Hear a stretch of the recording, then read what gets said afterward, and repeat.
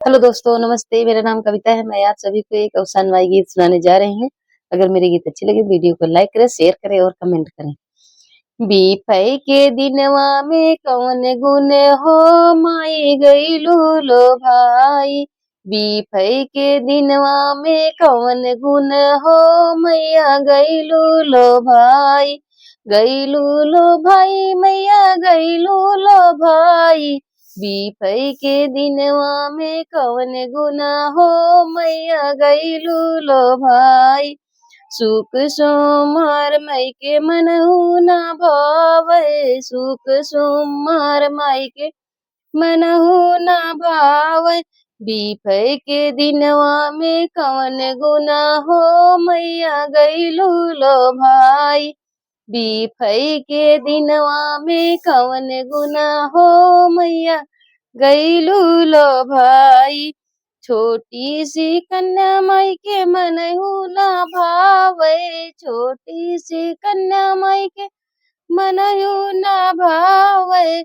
सात सुहागिन पे लो भाई गयु हो मैया गईलू लो भाई। सात सुहागिन में कवन गुना हो माई गईलू लो भाई।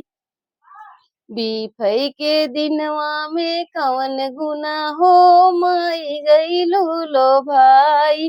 बीफई के दिनवा में कवन गुना हो माई गईलू लो भाई। पूड़ी कचौड़ी मैया मनहु ना भावै। पूड़ी कचौड़ी मैया के मनहु ना भावै। लाई गुड़ चनवा में कवन गुना हो माई गईलू लो भाई। लाई गुड़ चनवा में कवन गुना हो माई गईलू लो भाई।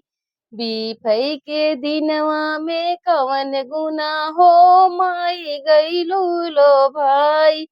बीफई के दिनवा में कवन गुना हो माई गईलू लो भाई। नरियर चुनरिया मैया के मनहु ना भावै। नरियल चुनरिया मई के मनहु ना भावै। ललकी सुपरिया में कवन गुना हो मैया गईलू लो भाई। ललकी सुपरिया में कवन गुना हो मैया गईलू लो भाई। बीफई के दिनवा में कवन गुना हो मैया गईलू लो भाई। बीफई के दिनवा में कवन गुना हो मैया गईलू लो भाई। मंदिर पता कमाई के मनहु ना भावै। मंदिर पता कमाई के मनहु ना भावै।